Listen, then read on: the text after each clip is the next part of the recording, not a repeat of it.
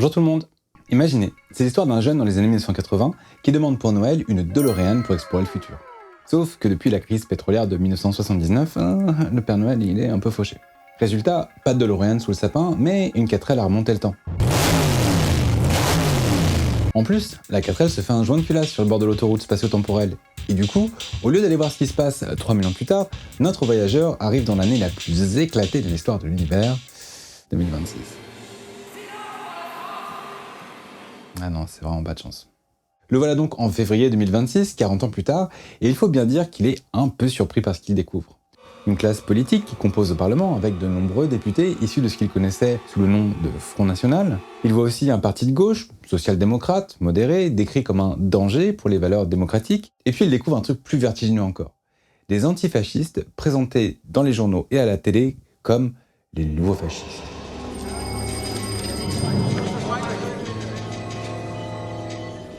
Nazis. I hate these guys. Vous aurez reconnu au passage la séquence médiatique qui a suivi la mort tragique de Quentin de Ranc, un militant d'extrême droite proche des milieux néo-nazis, événement à la suite duquel un hommage national s'est imposé dans les médias, mais aussi à l'Assemblée nationale.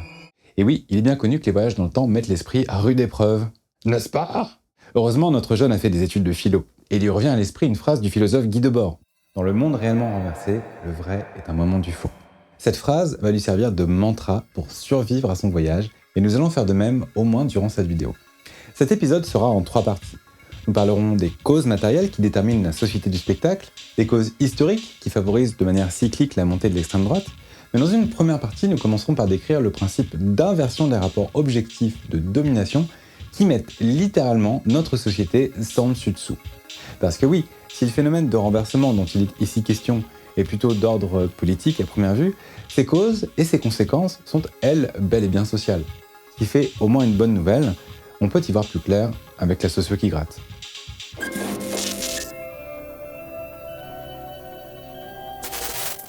La démocratie représentative repose sur une idée simple. Nous aurions toutes et tous le pouvoir de participer à la direction politique de la société en élisant des personnes censées nous représenter. En théorie, au moment de voter, nous serions capables de prendre de bonnes décisions parce que nous aurions un avis éclairé.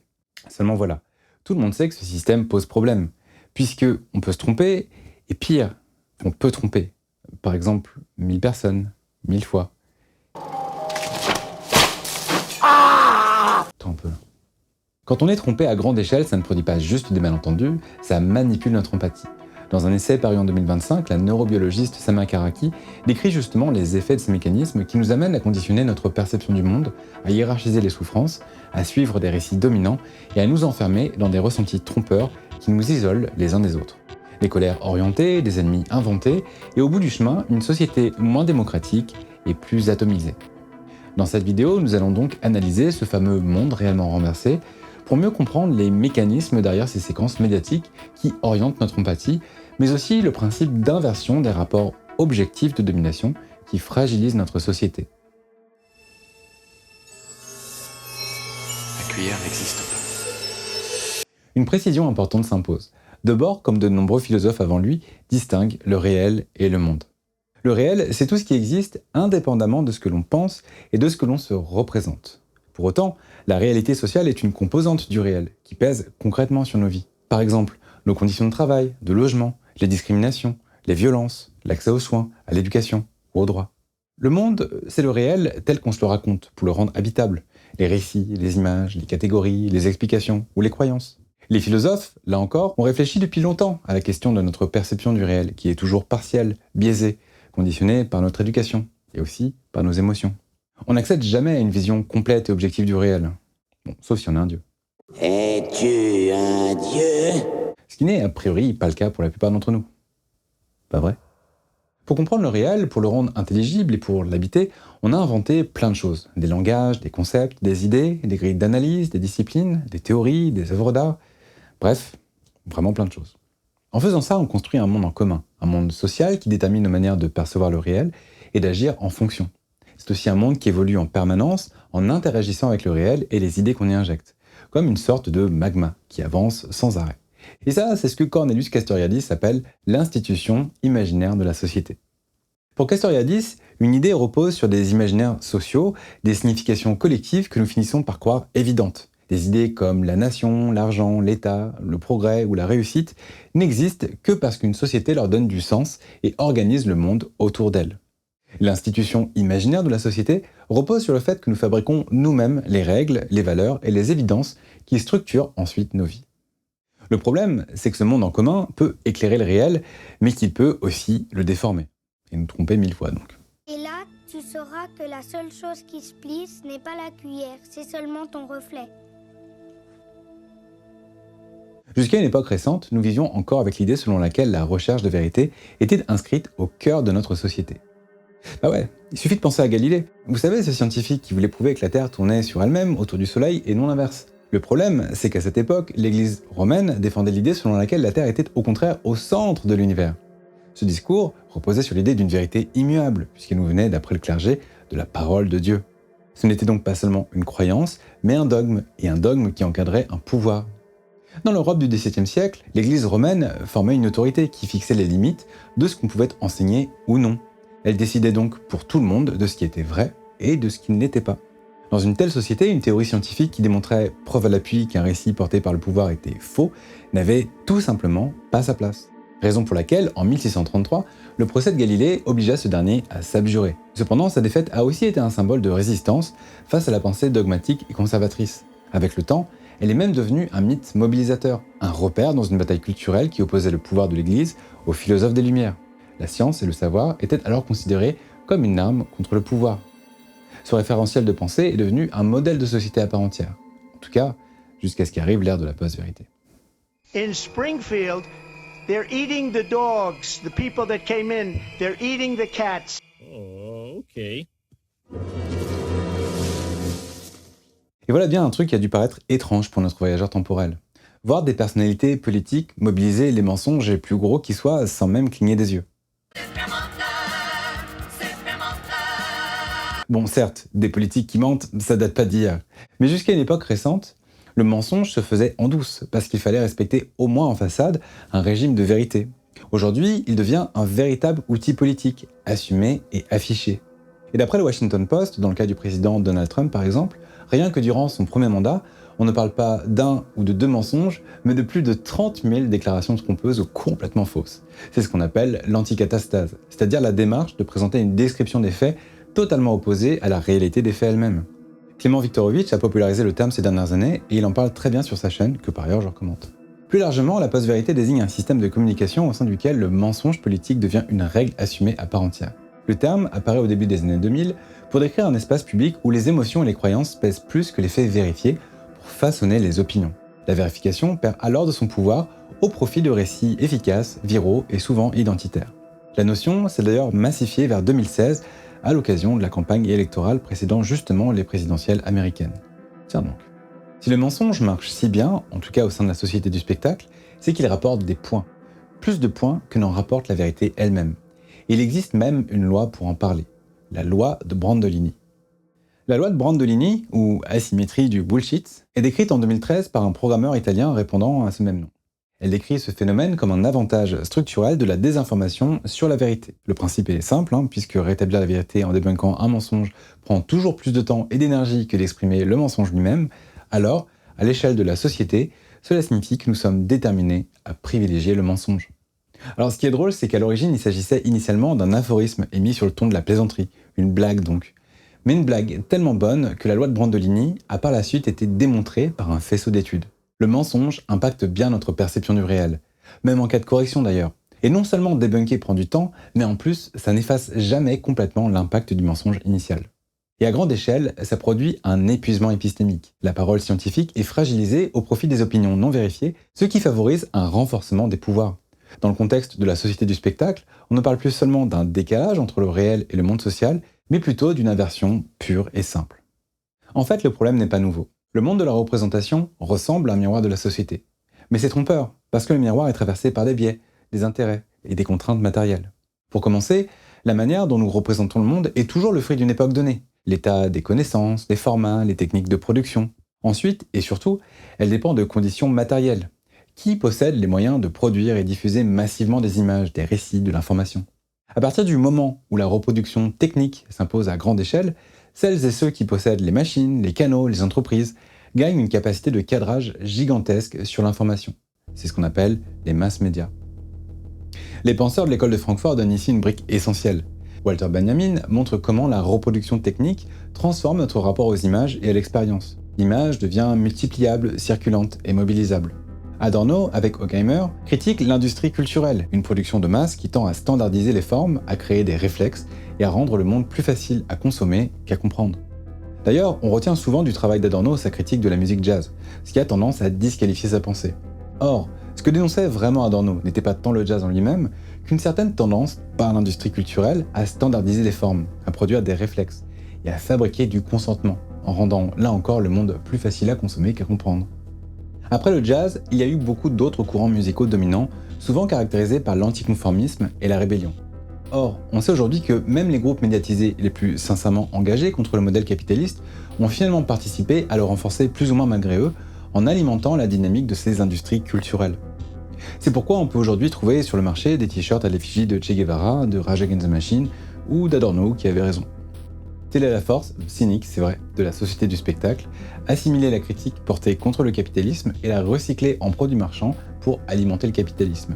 Et ça nous dit bien à quel point la représentation, d'une façon ou d'une autre, devient une force autonome qui organise notre perception du réel jusqu'à la retourner. Parce que oui, comme on le disait, dans le monde réellement renversé, on ne parle plus seulement d'un décalage entre le réel et les représentations, mais d'une inversion pure et simple. Les entités dominées deviennent dominantes, les structures de la société, comme les déterminismes, deviennent invisibles, et les cibles faciles deviennent des coupables. Concrètement, l'inversion peut se résumer en 4 gestes très simples. 1. On isole un événement, un fait divers, une image, une phrase. 2. On généralise. L'événement devient une preuve totale. C'est ça la société, on ne peut plus vivre, on ne peut plus rien dire, etc. 3. On personnalise.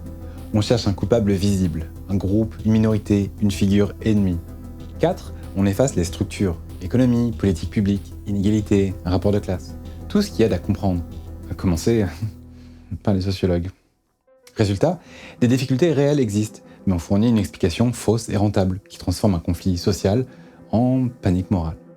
Et c'est là que la phrase de Debord devient très concrète. Le vrai n'est pas supprimé, il est absorbé, réutilisé, recadré. Bref, le vrai devient un moment du faux. States like these and their terrorist allies constitute an axis of evil, arming to threaten the peace of the world.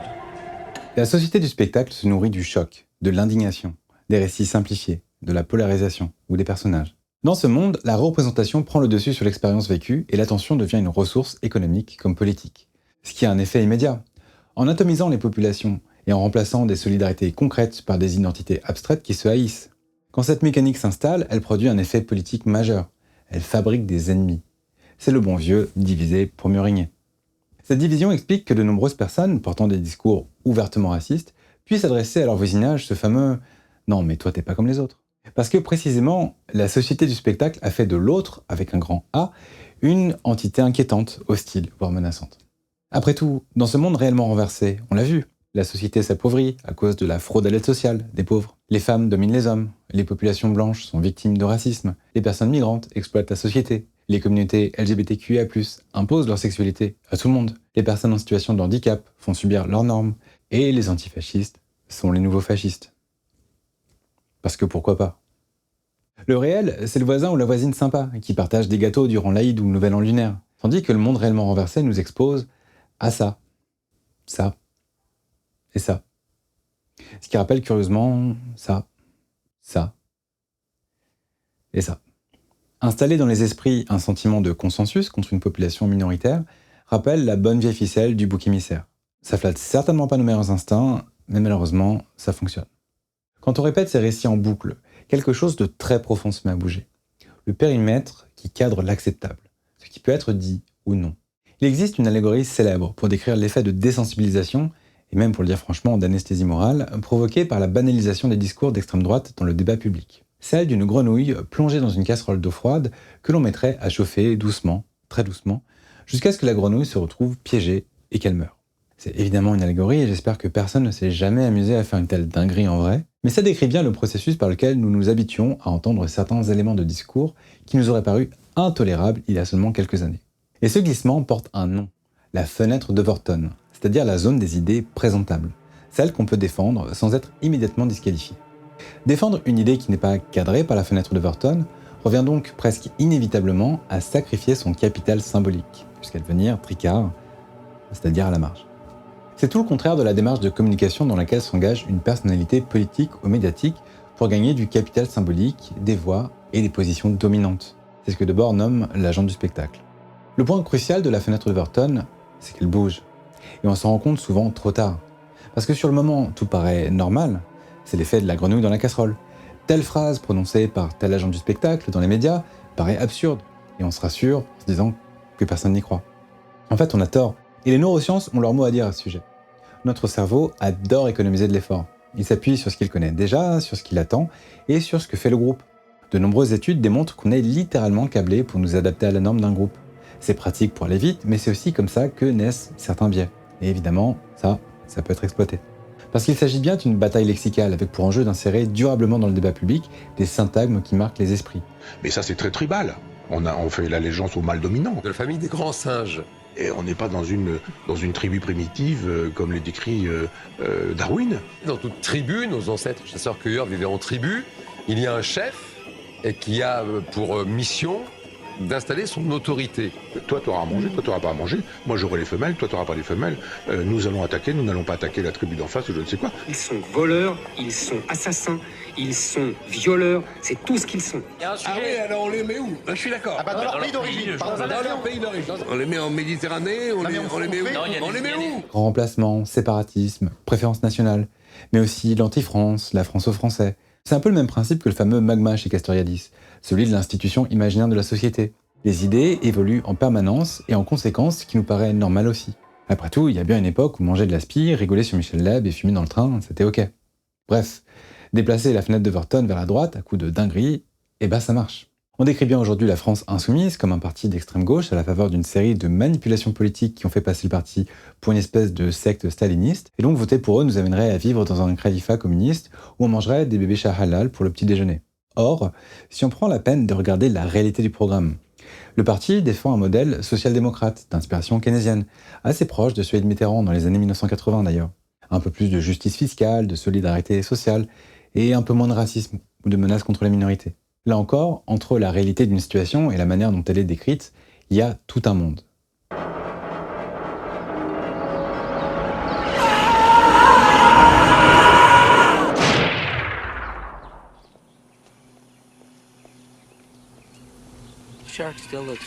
Ok, résumons. 1. Notre société est traversée par des rapports objectifs de domination. Ils sont objectifs parce qu'ils correspondent à une réalité mesurable, ce qui signifie qu'au-delà des points de vue subjectifs et situés, on peut les vérifier. 2. La société du spectacle peut nous tromper. Au point d'inverser complètement ces rapports dans nos schémas de représentation. C'est le fameux monde réellement renversé. 3. Cette inversion polarise. Elle fabrique des ennemis et de la haine, spécifiquement tournée contre les populations minoritaires. En faisant ça, elle favorise un contexte de post-vérité qui fragilise les instances démocratiques et au final, qui nous fragilise toutes et tous en tant que société. Mais alors, qu'est-ce qui fait que ce mécanisme est devenu aussi puissant? Quels sont vraiment les intérêts qu'il favorise? Autrement dit, à qui profite le crime? Spoiler alert, dans la seconde partie de cet épisode, je vous propose de plonger au cœur du problème, à la recherche des causes matérielles de la société du spectacle. Comment l'économie capitaliste, dans sa forme contemporaine, c'est-à-dire néolibérale, participe à alimenter cette crise. Et aussi, qu'est-ce que ça veut dire une société dirigée par l'extrême droite? Quelles conséquences sociales concrètes ça signifie? L'épisode sort très bientôt. D'ici là, n'hésitez pas à soutenir la chaîne, pouce levé, abonnement, page Tipeee, vous connaissez le truc. La Socio qui gratte est encore une jeune chaîne, et votre soutien fera toute la différence. N'hésitez pas à en parler autour de vous, à très vite, ciao ciao.